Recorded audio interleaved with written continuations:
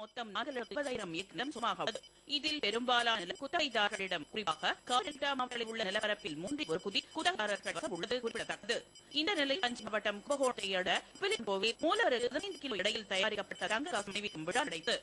இதில் தமிழக இந்து சமய அறநிலையத்துறை அமைச்சர் பெரியரப்பன் கலந்து கொண்டார். நிகழ்ச்சியில் அத்துறையின் உயர் அதிகாரிகளும் ஏராளமான பொதுமக்களும் கலந்து கொண்டனர்.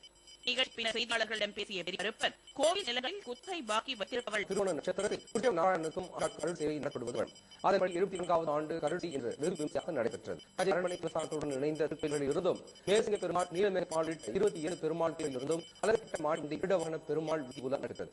கீழ் வீதி, மேல வீதி, வடக்கு வீதி, திருப்பீதி ஆகிய நாடுகளில் தஞ்சை பெரிய கோயிலில் யானை முன் செல்ல அதனை தொடர்ந்து வந்த கருள் சேவை வீதி வந்து இதில் ஆயிரக்கணக்கான பொதுமக்கள் கலந்து கொண்டு சேவை தினம் செய்தனர்.